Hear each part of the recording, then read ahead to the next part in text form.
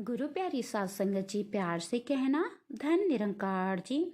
साध संगत जी, कैसे हैं आप सभी? उम्मीद करती हूँ कि आप सभी स्वस्थ और खुश होंगे। संतो जी, आज की साखी बहुत ही प्यारी है। आज की साखी में हम जानेंगे कि इस दुनिया में व्यर्थ क्या है। आशा है कि आप सभी को ये साखी बहुत ही पसंद आएगी। साथ संगत जी, एक ऋषि के पास एक व्यक्ति ज्ञान के लिए पहुंचा। ज्ञान प्राप्ति के बाद शिष्य ने अपने गुरु को गुरु दक्षिणा देनी चाहिए। शिष्य ने कहा, गुरुजी, मैं आपको गुरु दक्षिणा देना चाहता हूँ, बताइए आपको क्या चाहिए। साथ संगत जी, गुरु ने दक्षिणा के रूप में वो चीज मांगी जो बिल्कुल व्यर्थ हो। शिष्य व्यर्थ चीज की खोज में निकल पड़ा। उसने मिट्टी की ओर हाथ बढ़ाया तो मिट्टी बोल पड़ी, तुम मुझे व्यर्थ समझ रहे हो? क्या तुम्हें पता नहीं कि इस दुनिया का सारा वैभव मेरे ही गर्भ में प्रकट होता है?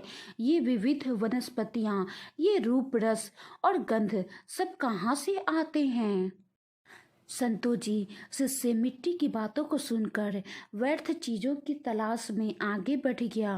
थोड़ी दूर पर उसे एक पत्थर मिला। शिष्य ने सोचा, इसे ही ले चलूं, इसे ही गुरु दक्षिणा के रूप में दे दूंगा। लेकिन जैसे ही उसने लेने के लिए हाथ आगे बढ़ाया तो पत्थर से आवाज आई, तुम इतने ज्ञानी होकर भी मुझे बेकार मान रहे हो? तुमने तो ज्ञान प्राप्त कर लिया है, फिर भी तुम मुझे कैसे बेकार मान सकते हो? तुम अपने भवन और मकान, घर जो भी है कैसे बनाते हो? यहाँ तक कि जिस पत्थर को तुम बेकार समझ रहे हो, उसी पत्थर को गढ़कर, काट कर मंदिर में स्थापित कर दिया जाता है। मेरे इतने उपयोग के बाद भी तुम मुझे व्यर्थ मान रहे हो क्या? संतो जी, ये सुनकर शिष्य ने फिर अपना हाथ खींच लिया और वो सोचने लगा, जब मिट्टी और पत्थर इतने उपयोगी हैं तो आखिर व्यर्थ क्या हो सकता है? उसके मन से आवाज आई कि सृष्टि का हर पदार्थ अपने आप में बहुत ही उपयोगी है। व्यर्थ और तुच्छ वो है जो दूसरों को व्यर्थ और तुच्छ समझा जाता है। व्यक्ति के अंदर का अहंकार ही एक ऐसा तत्व है जिसका कहीं कोई उपयोग नहीं।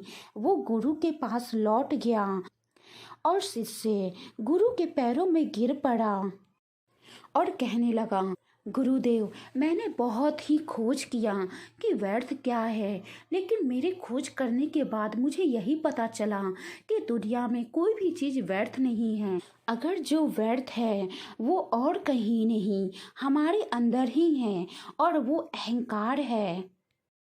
आपने गुरु दक्षिणा में यही मांग की थी कि जो व्यर्थ है वही मुझे गुरु दक्षिणा में चाहिए। तो गुरुदेव, आज मैं अपना अहंकार आपको समर्पित करता हूँ, जो व्यर्थ है, जिसका कोई काम नहीं। संतो जी, गुरुदेव शिष्य की बात सुनकर बहुत ही खुश हुए और बोले, जो मैं तुम्हें समझाना चाहता था वो तुम समझ गए, क्योंकि अहंकार को तुम अपने साथ लेकर भक्ति की ऊंचाइयों तक कभी नहीं पहुंच पाओगे।